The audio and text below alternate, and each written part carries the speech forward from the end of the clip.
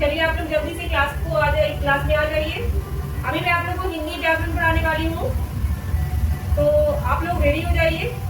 हिंदी व्याकरण में मैं आप लोग को आज बताने वाली हूँ बच्चों पद पद पद विचार, है ना। पद के बारे में मैं बताने वाली हूँ, तो आप लोग रेडी हो जाओ।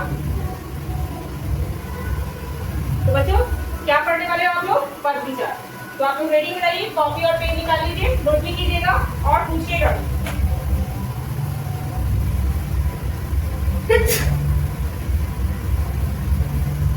पद विचार क्या है? पद विचार हिंदी व्याकरण में क्या? हिंदी व्याकरण में हिंदी व्याकरण का वह भाग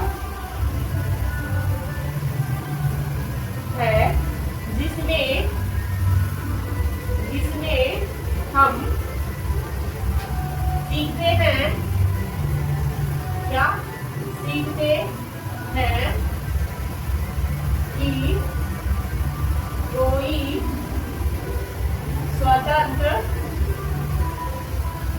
शब्द वाक्य में जाकर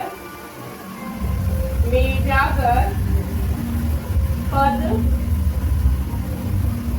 कैसे बनता है और इसके कितने भेद हैं,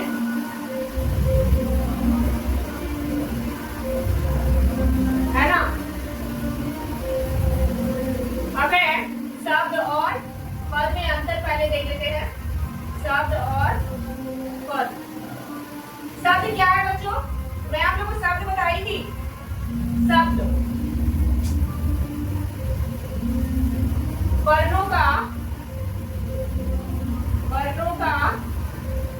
स्वतंत्र और सार्थक समूह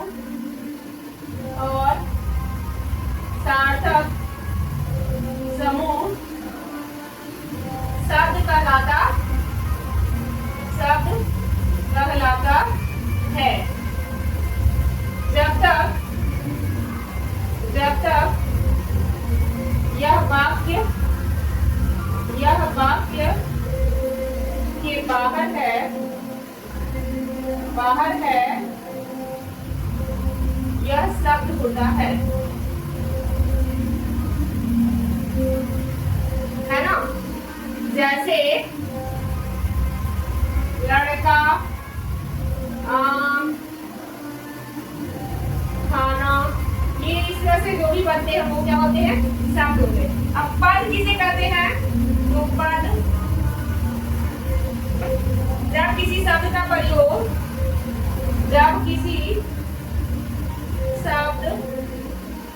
का प्रयोग वाक्य में नियमों के अनुसार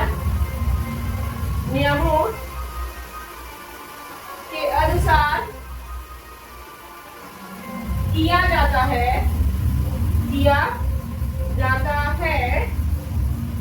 तो वह पद बनता है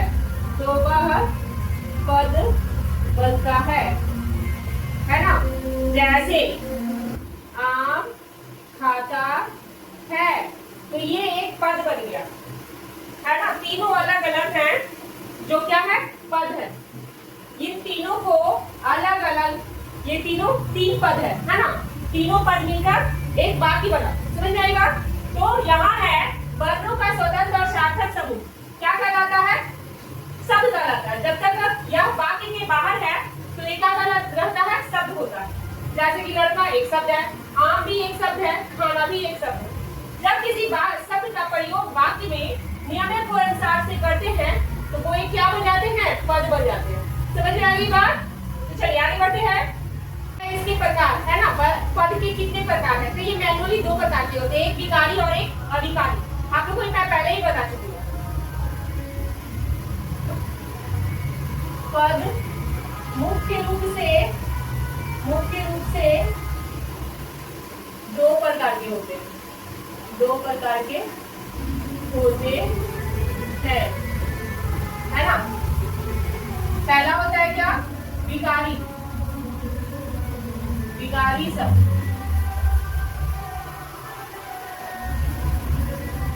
ये वो पद होते हैं, ये वे पद हैं, है ना, जिनके रूप में,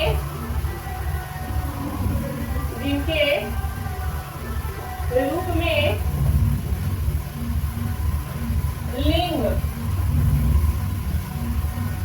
वचन और कारक के कारण बदलाव आ जाता है। समझे? ये वे पद है जिनके रूप में लिंग, वचन और कारक के कारण क्या हो जाता है? चेंजिंग हो जाता है। इसके मुख्यतः 4 प्रकार हैं। इसके 4 प्रकार हैं।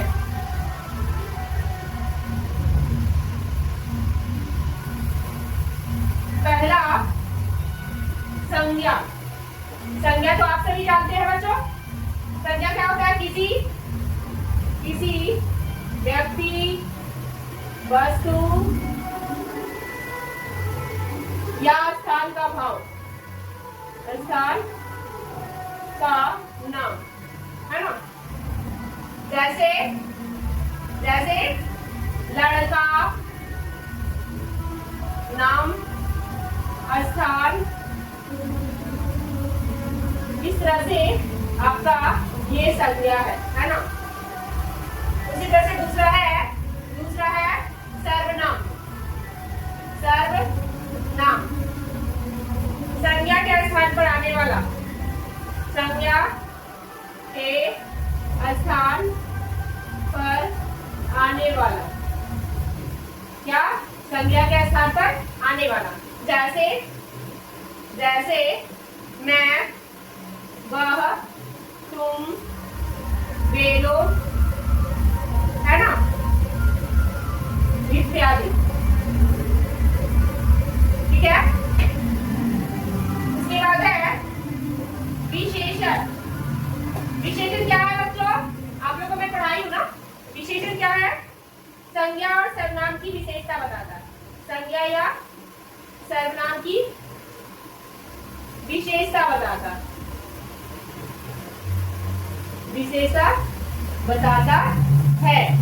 है ना। जैसे क्या बोलता है? अच्छा, लाल, काला, बुरा, सुंदर, इत्यादि। ठीक है। तो ये क्या है? विशेषण। अब आगे चलते हैं। क्या है बच्चों?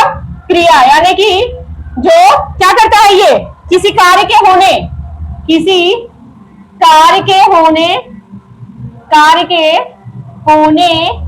या करने को क्रिया कहते हैं।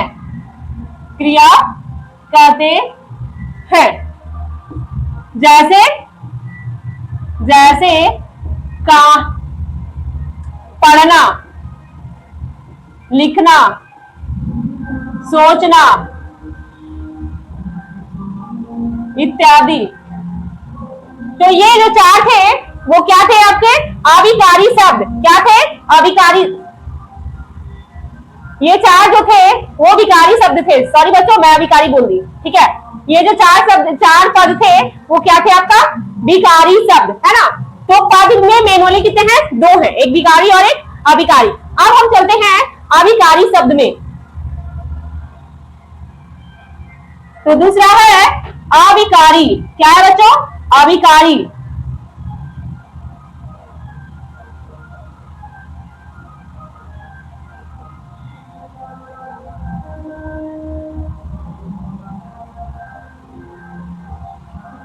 अविकारी को हम लोग क्या कहते हैं? अव्यय। शब्द में आपका क्या क्या आ जाएगा बच्चों? पहला है क्रिया विशेषण। क्रिया विशेषण क्या है? क्रिया विशेषण। तो क्रिया की जो विशेषता बताता है वो क्रिया विशेषण होता है। क्रिया की विशेषता जो बताता है वह शब्द क्रिया विशेषण कहलाता है। क्रिया विशेषण कहलाता है।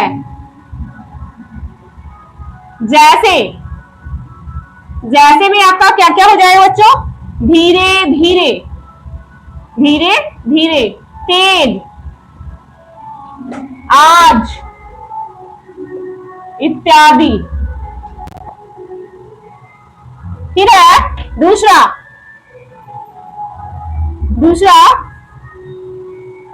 संबंध बोधक। संबंध बोधक जिसको हम लोग इंग्लिश में क्या कहते हैं? प्रीपोजिशन। क्या कहते हैं? प्रीपोजिशन। वाक्य में संज्ञा, सर्वनाम का अन्य शब्दों के संबंध से संबंध बताने वाले शब्द होते हैं। तो ये जो संबंध बोधक है वो संज्ञा, सर्वनाम या अन्य किसी शब्द से क्या बताता है? रिलेशन बताता है ना, जिसको प्रीपोजिशन कहते हैं हम लोग। जैसे के ऊपर, नीचे, के नीचे इत्यादि। ठीक है, तो ये क्या हो गया? संबंध बोधक। अब है आपका तीसरा समुच्चय बोधक। क्या है? समुच्चय बोधक। समुच्चय बोधक कौन कौन सा हो जाएगा? तो दो शब्दों को या वाक्यों को जोड़ने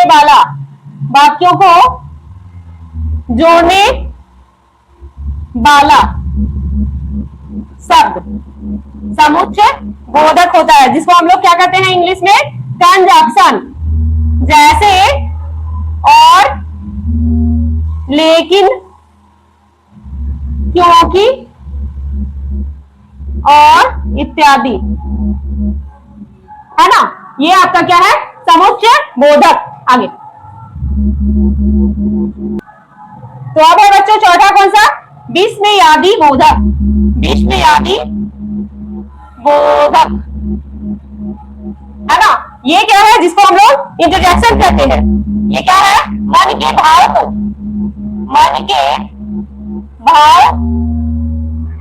जिसमें आपका खुशी नहीं हो सकता, हर्ष, शोक, आश्चर्य, है ना, आश्चर्य प्रकट करने वाले शब्द,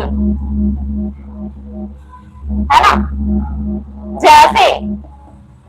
जैसे वाह, अरे, ओह, इस तरह के जो शब्द होते हैं वो आपका क्या होता है? विस्मयादि बोधक। तो यही है आपका पद परिचय। इन सभी पदों का वाक्य में व्याकरण के नियमों के अनुसार परिचय देना पद परिचय कहलाता है। समझ में आई बात? जो मैं आपको बताई, संज्ञा, सर्वनाम, क्रिया विशेषण, है ना, संबंध बोधक, समुच्चय बोधक और विस्मयादि बोधक, ये सारे जो है क्या करते हैं? ये सारे वाक्य में व्याकरण का नियमों के अनुसार से यूज होते हैं, प्रयोग किए जाते हैं, जो आपका पद परिचय करवाता है। समझ में आ गई बात? तो बच्चों ये था आपका पद परिचय। तो उम्मीद है कि आप लोग क्लास को कंटिन्यू देख रहे होंगे, आप लोग को समझ में आया होगा। ठीक है, तो अगर कहीं कोई प्रॉब्लम हो, किसी बात का परेशानी हो, तो आप हमें कमेंट में पूछ सकते हैं। हमारे इस चैनल पर जाकर आप हमें कमेंट कर सकते हैं और सजेस्ट भी कर सकते हैं। तो इस वीडियो को आप अभी तक देख रहे थे, इसके लिए धन्यवाद। आप हमारे इस चैनल को लाइक कीजिएगा, सब्सक्राइब कीजिएगा, ज्यादा से ज्यादा शेयर कीजिएगा। थैंक यू बच्चों।